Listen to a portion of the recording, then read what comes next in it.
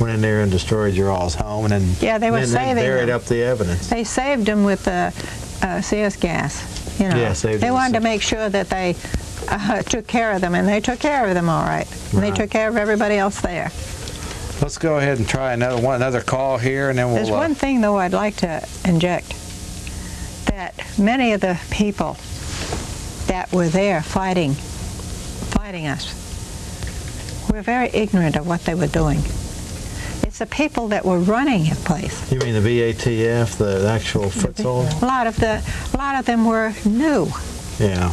And they didn't know what was going on. They'd been trained to do a certain thing, and so they did it because they thought they had to do it. And they were on the payroll. Well, yes, but you see, it's just like somebody is told something, and they don't know what the law is. They can be told it, and then they feel they have to do it. And the thing is, they don't have to do it.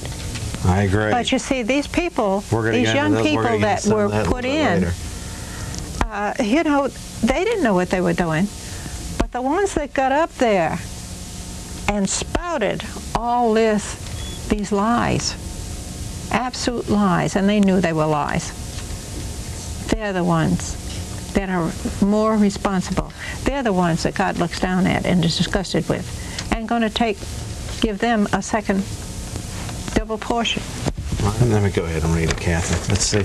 Do we want to do it like this, or? Well, just, and then we'll go to call. Okay, let's go ahead. Okay, tell us about the concrete room that the children were in for safekeeping, and tanks went smashing into the walls, collapsing it on the children. Was that how the children were killed? In this market, follow-up. The follow-up is, are you inserting gas into the bunker, into the school bus, into the underground areas where you expect them? Question is, have we put in gas in the bunkers and in the school bus? Yes, we did.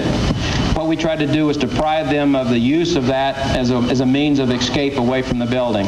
Yes, sir. What's the status of Vernon Howell's Camaro? His Camaro, with all 427 cubic inches, is still in good shape. He was very concerned about that yesterday. In fact, that was probably the most violent that he's acted in the 52 days, how many is it, 51, 52? 51 days that we've been here. But we treated it with care.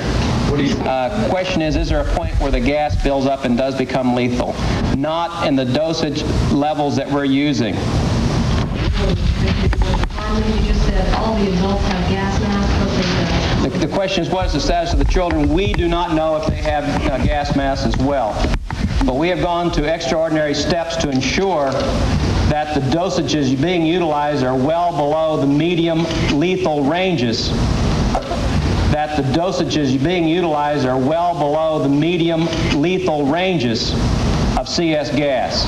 We would not use dosages that would harm those children, nor would those dosages cause damages to their lungs or other types of injuries. There's been some unfortunate reporting talking about that if tear gas were utilized, it would deprive the children of oxygen and it perhaps could be fatal. Into the walls, collapsing it on the children. Was that how the children were killed? Well, that's what Crow told me when we were, there was quite a few of us at the Brittany Hotel, and that's what he said. He said they poked the hole in the building and went into this building, cement building, that was very thick, that had been our refrigeration, where we had our refrigeration. And it knocked down the roof, part of the roof, which came down and hit the children and the women that were there. And he said a lot of them had been hurt by that and died from it. Did you want to comment? Well, that's one theory, that a tank caused the roof to cave in, but there's also another theory being put around, which I have no proof for at this point, but it's believed that charges were set and blew the hole in the roof and decapitated some of the people inside the room.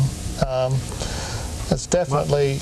My question is, what are they doing driving tanks into the structure with men, women, and children on the other side? Now, we're going to get into that here as the show progresses, but you're on air. Hello, can you hear me? Yes, sir. I had a question. I know it's one little blurb that was on national TV, and it was about David was studying the seventh field, and they'd come up with some answers, and that's all I ever heard. I was wondering, did you all know anything about that? Yes, we do. Yeah, Davis gave us Thanks the for your 7 call. seals. He instructed us on the 7 seals. But the thing is that none of us can give the 7 seals. We do not have the same spirit that he had. David, over the negotiating phones, David had told the FBI negotiators that God had spoken to him and asked him, or given him the go-ahead, to write out a brief explanation of the 7 seals, which the negotiators had sent in supplies so that he could go ahead and begin that project, and he did indeed get started on it the night before the gassing.